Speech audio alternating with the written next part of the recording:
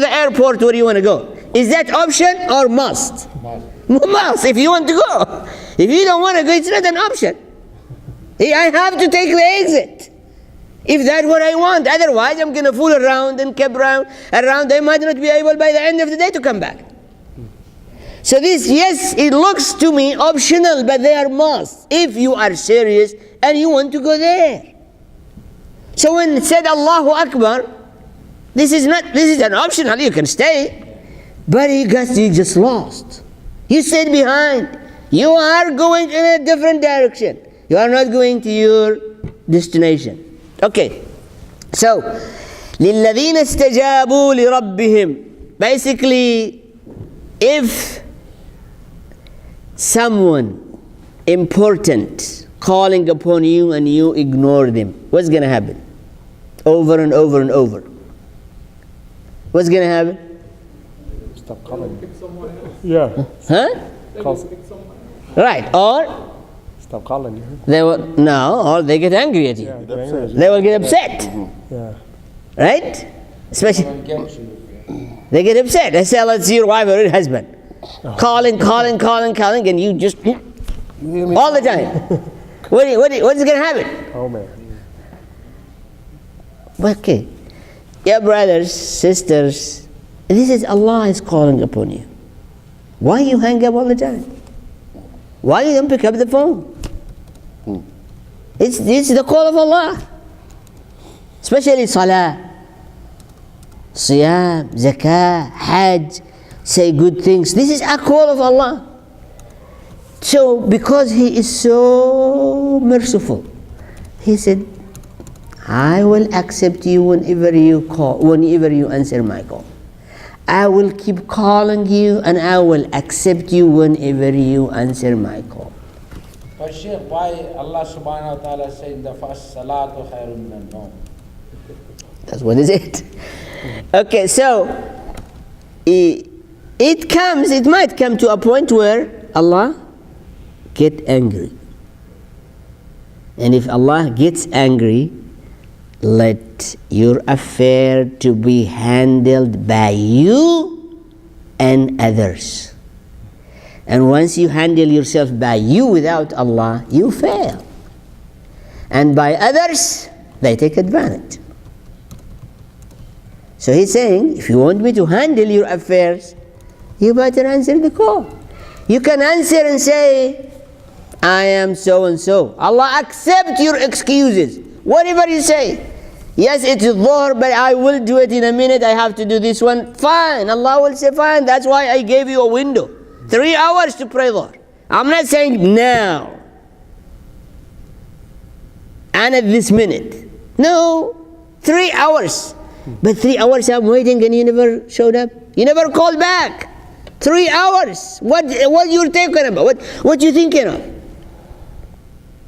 Dhuhr, Asr, Maghrib. Give you window. And say, I'm waiting for you. He said, you gotta call me back. I am waiting on the other end. So basically, when we listen to Quran, when we listen to Adhan, when we listen to khutbah, reminders, when we see somebody getting old, somebody getting sick, somebody dies, day and night, rain and falls on all of these calls from Allah. Allah said, just say, I need little time and I will be there. He'll say, okay, I'm waiting for you. He's not going to let you go and say bye-bye. No. He'll say, I am waiting for you to come back. I'm waiting for you to call. I'm waiting for you to repent. I'm waiting for you to say, I'm sorry. I'm waiting for you to apologize. I'm waiting for you to come back. Always, Allah waiting there. لِلَّذِينَ اسْتَجَابُوا لِرَبِّهِمُ الْحُسْنَى. Allah said, if you answer His calls, has prepared for you al-husna, the best place, which is Jannah. And Jannah prepared by Himself, not asking anybody to do it. Allah Himself built it and made it for you. If you choose not, as Allah said, you are going to, at the wrong time, when there is nothing can help, when everything is over, There is only the wrath of Allah left. You are going to say no, no, no, no, but Allah said it's no, no, no, no. That's what you chose, to go to hellfire. It was your choice. I kept calling upon you and you didn't. So that's your choice, go. So now listen to this is the profile of those who answer the call. Those who are serious travelers, those who are firm in their iman and belief, those who have determined to earn the Jannah. What are their profiles? The following verses.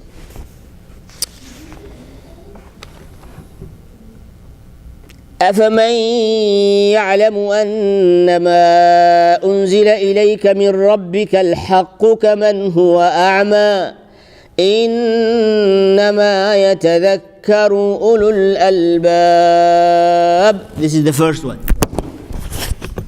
Shall he then who knows that what has been revealed unto you, O Muhammad, sallallahu alaihi wasallam, from your Rabb is the truth, be like him or her who is blind? But it is only the men of understanding that pay heed. Okay, we started the surah with this verse. Question, the first quality, do you have the knowledge that this Quran is the truth? Do you have the, it's not, yeah, I believe in it. No, Allah said that belief has to come based on knowledge. أَفَمَن يَعْلَمْ. If you don't have the knowledge, though you believe, but blindly. That's the question from Brother Idris, whether this was revealed to Muslims or to mankind. To mankind. So the mankind, you have to understand them. Right. What we said, the surah has the methodology, signs of Iman. What are they? 4. Anybody remember them? يتفكرون يعقلون يؤمنون يوقنون. Okay, but start from reflecting, then comprehensively understanding. That it will make you a believer. That is the acceptable belief. As he said, يعلم, has true knowledge. This Quran is many of us have doubt about so many things. Quran is not fair to women. Quran is incite violence. Quran is this. We have so many doubt about it. We don't. While we are supposed to have the knowledge, this is the truth. Whatever said. Did not give a woman inheritance the way it is. Does not allow women to marry 10 husbands. Quran is, all of this, it indicates that really we don't know. If all these doubts are here, this definitely we don't know. But it is the absolute truth. And you will not come to unless you have studied knowledge. أَفَمَن يَعْلَمُ. Otherwise, Allah said, أَعْمَى. You are, as we said, you are, as for the Muslims, you are going on the road with the others, but you are blind.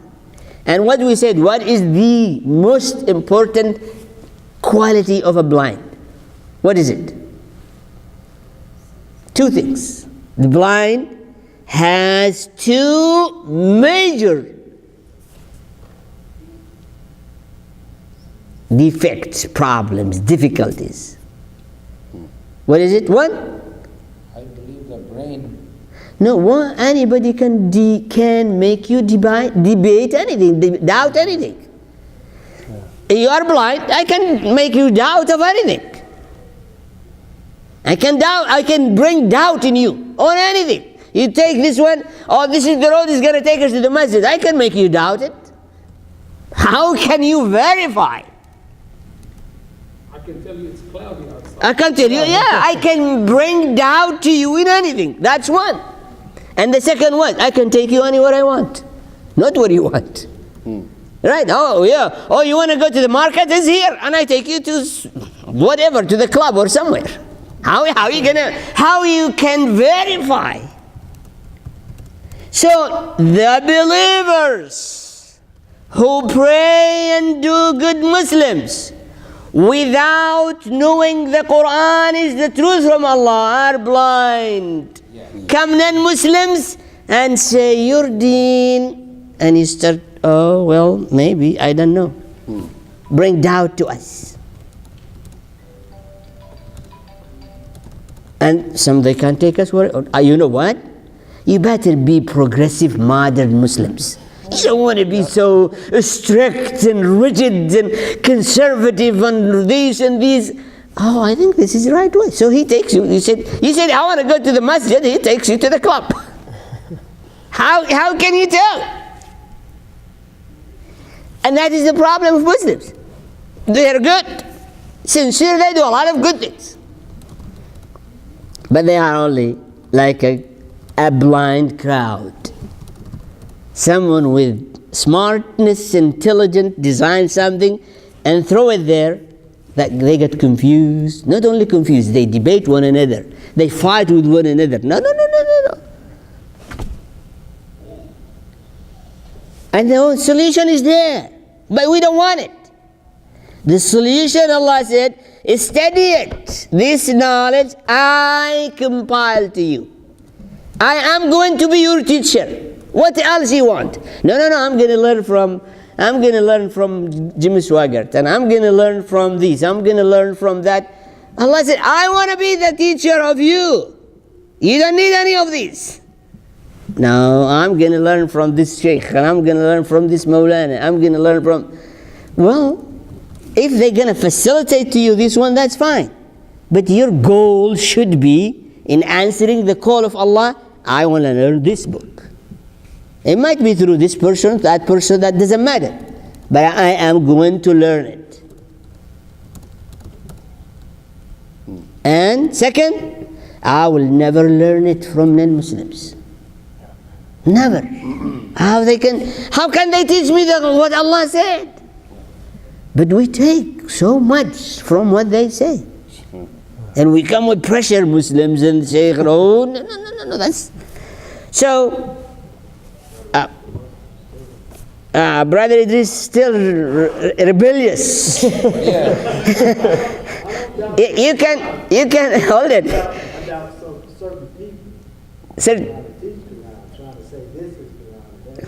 That's fine. But you have to learn, listen to the verse, basically, in any way you want to take it, but we have to fulfill the meaning of that verse. 19? Yeah, 19. This one is basically, we should not even go further, because until we accomplish it. Otherwise, what is the point to go further? Shall he or her then, who knows that what has been revealed unto you, Muhammad, Al-Quran, from your Lord is the truth. Be like him or her who is blind, but it is only the people of understanding that pay heed. But basically Allah said, do you want to be blind or you want to see? Who wants to be blind? No one. Well, if you don't want to be blind, you better learn the Quran. But we say, I don't want to be blind, but I don't want to learn the Quran either. Exactly, that's what we are saying. I cannot even read it. When you say blind, means your brain is closed. That's why. Blind, just you don't have, so you can't go nowhere really. You think you are going somewhere, but it's up to the others. But if your eyes closed, even the eyes open and your brain is closed, and then... So this claim is illogic. I don't want to be blind, but I don't want to learn the Quran either.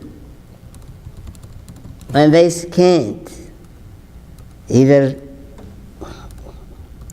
you are going to be blind no matter what, or I want to learn the Quran. So that is the first one. Second, they are which is 20.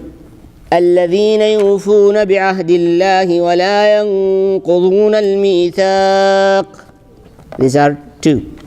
وَالَّذِينَ يَصِلُونَ مَا أَمَرَ اللَّهُ بِهِ أَن يُوصَلَ. This is number 4. وَيَخْشَوْنَ رَبَّهُمْ. Number 5. وَيَخَافُونَ سُوءَ الْحِسَابِ. Number 6. وَالَّذِينَ صَبَرُوا ابْتِغَاءَ وَجْهِ رَبِّهِمْ. 7. وَأَقَامُوا الصَّلَاةَ. 8. وأنفقوا مما رزقناهم سرا وعلانية. 9. ويدرؤون بالحسنة السيئة. 10. أولئك لهم عقبى الدار. For those who fulfill the covenant of Allah and break not the mithaq, the bond, the treaty, the covenant, Shadu an la ilaha illallah, shadu anna Muhammad Rasulullah. And for those who join that which Allah has commanded to be joined, they are good to their relatives and do not sever the bond of kinship, and fear the Lord and dread the terrible reckoning, abstain from all kinds of sins. As for those who remain patient, seeking their Lord's countenance, perform our salat, they come into salat, and spend out of that which we have bestowed on them secretly and openly, and defend evil with good, for such there is a good end. For such what? For such there is a good end. I didn't hear it. For such there is a good ending. What do you mean for such? For those who follow those. Yeah, how many are they? Nah. What are they? This is what, if you are serious, answer the call. You want to go to your choice of destination. These are the requirements. Conditions. These are the conditions. These are the qualities. And so, we are not going to go through all of them because they are, explaining. But let's at least have them just counted. So the first one is يعلم. Knows this Quran is the absolute truth. That's one. Second one, they fulfill their covenant. And you listen to this 20 again. Why? In a positive and negative statement. Say that again, 20. Those who fulfill the covenant of Allah. So this is positive. Fulfill the covenant of Allah. Second one. And break not. The negative things. Break not what? The mithaq. Well, what is the mithaq? The covenant, the agreement. But if they fulfill the covenant, why they break? You cannot say they break it. So what is this? Huh? Well, it said Yufun, one of their qualities that they fulfill their covenants of Allah. And the second, they do not break their covenant with others. So you have two covenants, one with Allah and the second one with others. We have covenants among ourselves. As a society, we are structured: family, father, son, relatives, friends, neighbors, brotherhood, all of these covenants. And I don't break any of it. It's not just the covenant with Allah that I'm not going to associate with Him any partner, and I'm going to worship Him only alone. I'm going to know all His name and attributes, and I will discover His signs in His creation. That is the covenant with Allah, and that is but also the covenant with all His creations. The universe, the nature, the animals, the other human being, all these other mithaq. That is called ahad, and this is mithaq. A treatment, agreement, borders and bonds, regulations. I don't violate any either, too. It's not enough to be okay. Iblis has the monotheism belief. Iblis was not mushrik. Iblis did not associate partner with Allah. Allah put anger and curse and sent him to hell because he violated all other covenants with other creations, with Adam, with angels. He didn't bow, he didn't prostrate, he didn't listen, he was rebellious. So that is number 3. Number 1, knowledge of one thing. I mean, you can get whatever knowledge you want. But here, to know that which was revealed to Muhammad sallallahu alayhi wasallam is the absolute truth. This is the knowledge. That's one condition. Second, fulfill your covenants with Allah. Third, never violate your commitment, contract, rules, regulations, structure with all creations of Allah. Fourth, يَصِلُونَ مَا أَمَرَ اللَّهُ بِهِ أَن يُوصَلْ. Whatever Allah made it obligation to connect, you connect. And as we know, we just disconnect. We boycott many of our relatives and friends, and I never talk to him or her because I can't stand her. Well, if it is your relative, you have to talk to her, because Allah said, you maintain kinship. Oh, but they are. It's not an excuse. This is the order of Allah. Or in a different way, your wife wants to go and see her relatives. No, I'm the husband, you have to obey me. Don't. So you cut the kinship. Who told you this is, you can do that? So yasiluna, all these Allah decreed to be joined, I have to keep it joined. Hey, loyalty to the believers, that's another joint.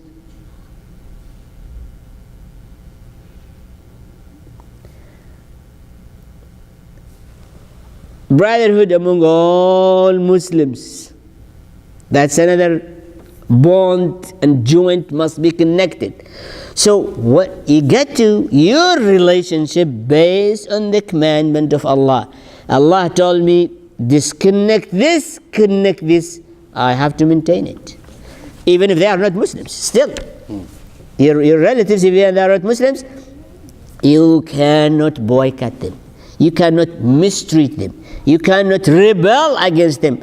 Only under one exception: if they force you to commit partner with Allah or to disobey Allah, this is the only time say no.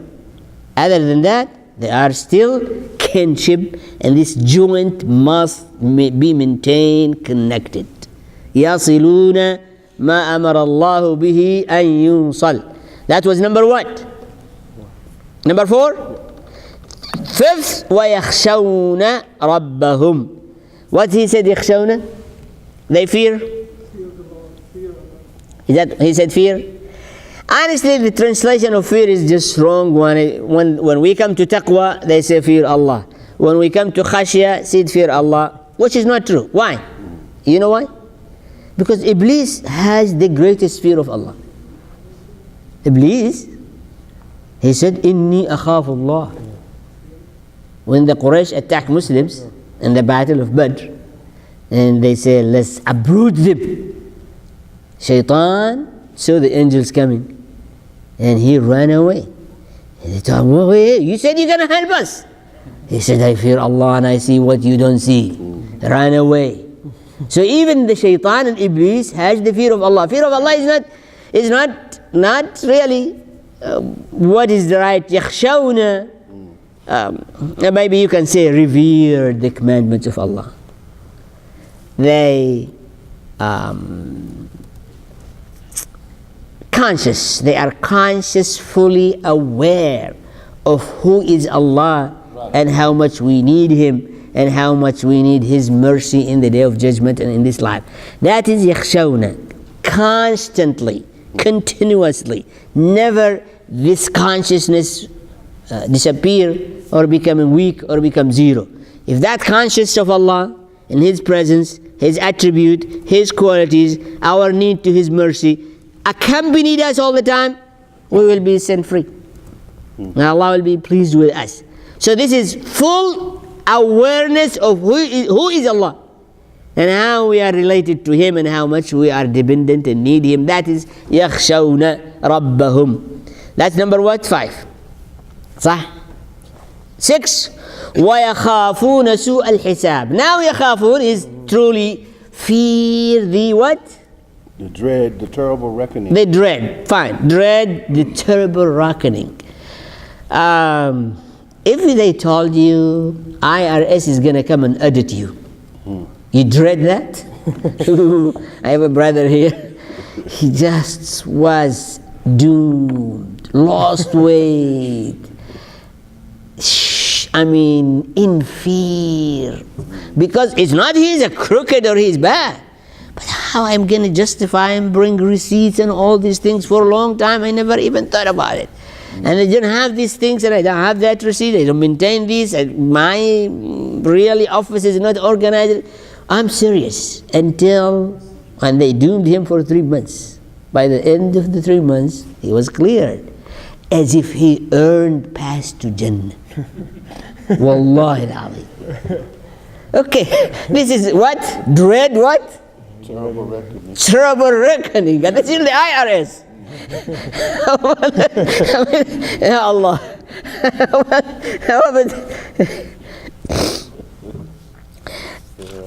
That was number what? 6. Number 7. وَالَّذِينَ صَبَرُوا ابْتِغَاءَ وَجْهِ رَبِّهِمْ. Those who are patient. You know what? We are all patient because we have no choice. Right? And that's why Allah has quantified what kind of patience. All of us were patient. Say the limitations that are around us, we are patient because we have no other choice. But he said, patience only for pleasing Allah. I do this, that is from Allah, and I am pleased with it, and I want Allah to reward me, and I want to please Him. ابتغاء وجه ربهم. Read that again. صبروا. And those who remain patient, seeking their Lord's countenance. Yes, seeking their Lord count. So you have to be patient no matter what. All of us, we have to be. Just make it in the right way. The right way is seeking the comfort of Allah, forgiveness of Allah. ابتغاء وجه ربهم. Only for His sake alone. That's what I am doing. That's number what? 7? No. Number 8, أقاموا الصلاة. Establish prayers. Number 9, أنفقوا. Have spent from what Allah has given. It's not zakah. أنفقوا. It is, now this is something part of their behaviors and attribute that they, wherever they earn, portion of it goes as spending in the cause of Allah. This is in addition to the zakah. It's not when somebody begging, when somebody fundraising. Well, the zakah also, we make a lot of tricks around it. Yeah, I have to pay zakah, you know what? But some of my relatives, they are so bad. So I'm going to shoot 2 birds with 1 stone. I'll give them the zakah. So I paid the zakah and I help my relatives. That is wrong. And you have not paid the zakah. You have done, this is, zakah is not yours. Okay? Nor your relatives' money. Zakah is not yours, nor your relatives' money. Zakah is Allah's money and was assigned to be given to 8 categories. And it must go there. If your relative part of this 8, that's fine. If they are not, also you are not the judge. By yourself. You have basically fulfilled your desires. You have excused yourself from your obligation to sponsor them and to pay them from your wealth. These relatives in need, they have the right on your wealth. Other than the zakah. Zakah, it doesn't belong to them nor to you. So you want to get rid of that. So you made yourself smart on the obligations of Allah And that's how Bani Israel did with the obligations of Allah, twist it around, design it to fit their desires, and they did it. Allah sent His anger on them. If it is an obligation, I have to do it the way been prescribed and to please Allah, and fulfill all my other obligations. My relatives, they have the right. Everything I have if they are in need. Not in zakah. If they are part of the needy, that is according to the zakah, they can qualify.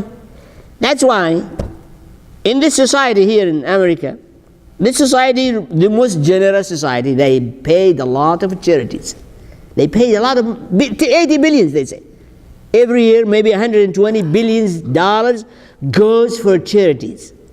But the more they give, the more poverty goes. Why? Because they give it to their desires. They give this charity according to their desires. I'll give it to this organization, I'll give it to this person, I'll give it to this family, I'll give it to this cause. So, my desires are not the one that Allah said it must be fulfilled. No, it's not. So in Islam, the zakah and this spending, it's supposed to eliminate poverty. Every year, a certain percentage of the society will be moved above the poverty line by doing the zakah according to what Allah said. Now, when we do it the way we do it, the way according to our desires, poverty increases. Because I am wealthy, I give my relatives my zakah, but he is poor. His relatives also poor, they got nothing. He can't do anything to them. But once it is structured by Allah, it got to go through that structure, and Allah made that structure in order to alleviate poverty from among all sector of the society and all groups in the society. Not that I care or I know or they are my relatives. That's only that one. How someone else's relatives? Who's going to take care of them? If I'm going to take care of my relatives, someone else's relatives, who's going to take care of them? Which they have no one that is fluent to help them. So here, as we said, أَنْفَقُوا مِمَّا رَزَقْنَاهُمْ. It is part of their behaviors, constant behaviors, whatever they come, they have part of it to be spent in the cause of Allah. That is in addition to the zakah. Where if you have some relatives they need, this is the portion you give them. If you have some righteous people they need, this is the portion you give them. Those where you want to spend according to your desires, it shouldn't be the obligation of Allah. It should be yours. Because that is not yours. Yours, spend it according to your desires. Give to your parents, your relatives, to anybody you wish to give. That what is yours. But what is belong to someone else or belong to Allah, you cannot just give it the way you wish. So that's number what? 9. Sirra wa alaniya. And the last one, وَيَدْرَؤُونَ بِالْحَسَنَةِ السَّيِّئَةِ. They only respond with positive to every negative things that been directed to them. Okay? They always respond with a positive response to all negativities. He said those are promised. Those are going to earn عقب الدار. Okay, let's go back through all of these. How many there are? 11? 10. Okay. For those who fulfill the covenant of Allah and break not the mithaq, the bond, the treaty, and those who join that which Allah has commanded to be joined, maintaining the ties of kinship, and fear their Lord, and dread the terrible reckoning. We said fear is not right. And have a deep abiding fear. All right. Consciousness. Okay. Awareness. They tremble. All right. And dread the terrible reckoning. Those who remain patient, seeking Allah's countenance, perform our salat, and spend out of that which we have bestowed upon them, secretly and openly, And defend evil with good. Do what? And defend evil with good. Say that again. And defend evil with good. Did we hear that? Okay. These are promised what? For them, there is a good ending. Good ending. Lahum uqbad dar. So, now, again, if you are serious traveler, you have chosen your destination, these are the regulations that you have to follow. It might appear to you they are options, which they are. But the minute you leave the road, you violate the regulations, you are not going anymore to your directions. You are not heading anymore to your destination. You are not serious. You are not answering the call. You are not obedient. You are a sinner. You are rebelling against the instructions, and some of it might hit you hard.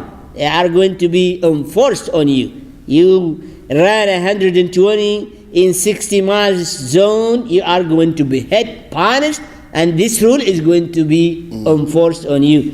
We ask Allah subhanahu wa ta'ala to make us among those who, as He said, they understand, they give attention, they reflect, they spend time to, and we ask Allah to make us not blind, to free us from all kind of blindness toward His book and deen. Assalamu alaikum, jazakumullah khair. See you inshallah next week. Inshallah.